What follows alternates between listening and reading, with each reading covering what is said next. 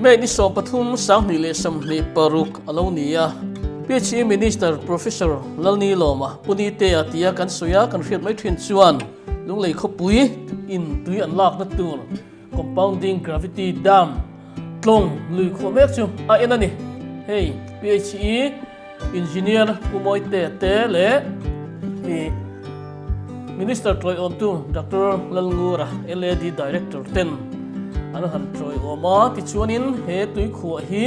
an zo ti toi thok khat to ni cheng vai bel chia li le point sari vel senga sak ania ti chuan HS Construction Limited Aizol 10 he tui hian khua pa ti chuan asan zong hi meter som pathum velanianga ti chuan tui hi an li luawanga ali chuanin achaka anar lampang thengin kem khat le achan ve vel tui kha chim turani ti hianin tui hi atling luang to a kha a alun liam na tum spill uai antia chung the pot on siama tuin aron luang liam a kho pur na tur adal na te alo lak zoina ti meng khang tin the pot siama ni to ni tui force sak lut to kina aron nora alak zoina tu te po siama ni heting ang hi PHE lunglei SE puma sang chuan Mizoram heting ang thro hi Minister hena sar ting ang hi kan chiam kala khalo ti hialin Minister hena hian tun tuma hian asoyani chuanin he tui kho hi kan han enanga tui kho a hian tui tlin hi a hring deute kan humai thei hei hi kan tak chuanin kan hlau thong ni mai thei amai ro chu hei hi a hlau om lova an khifim le don ani tin na thelte alo tlavele thin buka na thelte lo tu hina siam thei lo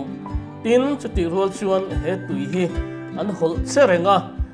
chumi hol chet nan chun among lama khuan aluan chuana an siam bokani ti chuan tui hi achea achung lama tang point a hol chetu an siama chu chun oxygen te tui chunga khana siamani ti chuan he kan tui khuwa hi thil na mai ani lo achunga hian pipe GI pipe mangin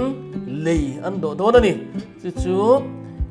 ara le lam han kai nan te chun electric watch samli panga vel LED light te pa han fu lenga zana po eng moi takina om donani chu he tui khu hi hian a khu ngau ngau chu an zo to a chei moi lampang department an be donani contractor te chuan an man ruat le oin lama tang pon anin seng hoi thana ani chuan an ti tur an zo thokhat to moi takin department an chei moi donani hemi yake ni kwadi anha kam pu chu kan zo to a lai atung lam han design ne wa ka tem kan design an moi to la han kan pura kan nam ba sim de me maro chu ati kwadi ka chu kan zo ka to lo man ti le me ya ni ami puiri ruwa zona a om theya ni hei kan pam chur thei ta sia a sem lama hi enge jing zo ka sem thei te ani lo mi ti te ko zona om mei thei ta amaro chu kan pam a source chu a tha to kan pam tam thei to ta amaro chu kan distribution line vel le atui da khol na hi kem ma chok a nei alangai ta khang kha kan ti chang tung sel chuan nakina kana nyang har jok chura ngai tai la chura chu kan distribution line lak chak lu tu lo te tui da khol na tur atui zema da bel mun sang sang da bel ngai te lan ta ama ai kho chuan a source se tiam tan tui chu kan ngei to lo chura kan ngaya distribution system te ponti chung te chu du thu la sam lawa pipe lui to kum upatak tak kum sam thum chuang som li chuang te poniang chung te po chu a thena lo tui e ka mun then khata chun a lo lik bokani chung zong te po chu siam that turin rom man an siama tun din huna chuan a source antia saprongong anar kan donge alak na tur kha PHE chun an nei thata an nei thatno a do chuana a hip chuana tin an lo che khol na kha du angin an du thalin an la nei lo ani mai amero chu chung chu PHE minister hian kan ma chho zel don ti in tun truma hian a soya an soi angani chuan a thlamun thlang leng lunglei kho pui chu tui in tura amo sem chung changa hei kumina hian kan han buai mang ang tawak lo ta ni heti lai hian tui sem thin syntax motora tui choi thin te ta ni ro chuanin luthak lo pui hi te po angai ma na ole kan tui khuate PhD minister in venanon tlo te a mu nama ti hian kan han en chho zel ani minister in a muna an han tlo thei te puyan ngai sak te hi ro puya chuwang chuan ati tak takin he kan PhD minister hian a veni ti kha keini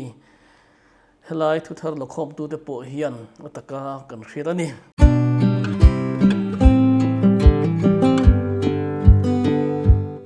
tui hi a khuana tling khatani chuan liter makta duai zani somli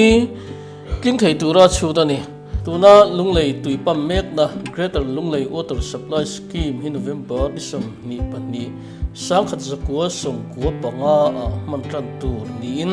tuna hian kum som thum chunga upa ani to hei kum som thum chuang ani do ta ni hei hi chief minister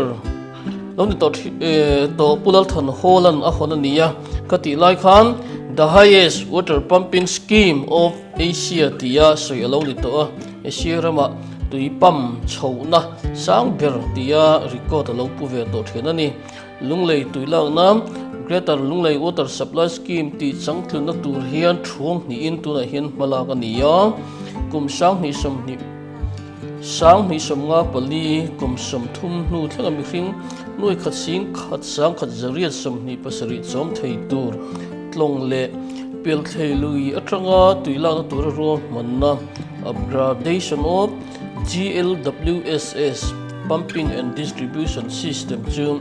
saski sum kan hanti maithin scheme for special assistance through state for capital investment sang ni som ni pali le sang ni som ni panga khan sum cheng vaibel chia somnga panga point sari sengin malak megania ti chuan amurut antileta khami 2.0 nuai khan cheng vaibel chia kole point pakua pasari pariat sengin improvement of